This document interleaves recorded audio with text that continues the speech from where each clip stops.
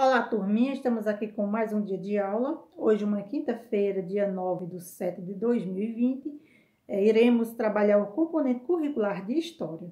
O nosso objeto de estudo hoje vai ser o comércio interno na colônia. Nós vamos saber como se deu esse comércio após a formação das cidades, a interiorização do território brasileiro. Aí teve a formação das cidades, que foi formada, como nós estudamos nas aulas anteriores, iniciando pelas vilas, até chegar na cidade. Então, surgiu esse comércio. E nós vamos destacar na aula de hoje uma figura muito importante que deu ênfase ao comércio, porém não foi muito levado a sério, que foi o papel da mulher no comércio. Exatamente. A mulher, nessa época do Brasil colônia, ela foi destaque no comércio da colônia. Por quê? Porque naquela época os homens, seus trabalhos era mais voltado para a extração do minério, era voltado para o cuidar do gado, e a mulher ficava para fazer o comércio, comercializar seus produtos. Então a mulher ela foi uma anfitriã, vamos dizer assim, no comércio interno da colônia. E isso, para saber, nós temos que aprofundar na história. Então vamos lá estudar sobre o comércio interno na colônia. Então, crianças, na aula de hoje nós vamos ver como as pessoas na época da colônia faziam para comprar seus produtos, né? Naquela época. Então, vocês se lembram que nas aulas que nós estamos estudando ao longo dessa unidade, estamos falando sobre a formação da sociedade dessa colônia. Então, comprar produtos para o dia a dia naquela época era bem diferente da nossa época atual. Então, hoje, uma quinta-feira, dia 9/7/2020, vamos trabalhar o nosso componente curricular de História e nosso objeto de estudo será o comércio interno na colônia realizados nas feiras e seus atores sociais. Então, vamos identificar quem foram esses personagens principais que trabalharam nesse comércio. Vamos ver como era esse comércio, né? Porque o comércio atual é bem diferente da época dessa colônia. Então, vamos aqui identificar essas informações sobre o comércio interno da colônia realizado nessas feiras pequenas, mas que foram de grande valia para a época. Como as pessoas faziam para comprar? Então, para comprar produtos para o dia a dia, no Brasil colonial havia muita dificuldade. Para comprar mantimentos, roupas e utensílios domésticos e de trabalho, as distâncias entre vilas e cidades dificultavam o comércio. Então, tanto era distante como também o meio de transporte não tinha. Eles andavam em mulas, em cavalos, e mesmo assim era muito difícil devido ao grande distanciamento que existia entre uma vila e outra. Essa imagem está na página 60 do livro de vocês. Então, por isso, os lugares de repouso dos tropeiros.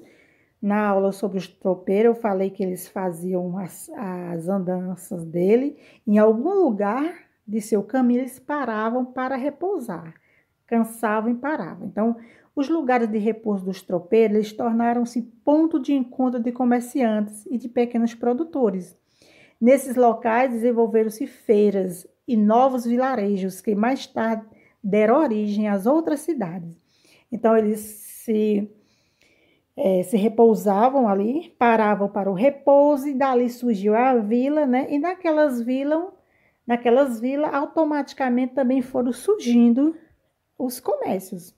Então, na imagem de vocês no livro, na página 60, vocês observem bem direitinho aí essa imagem, que ela traz grandes informações, né?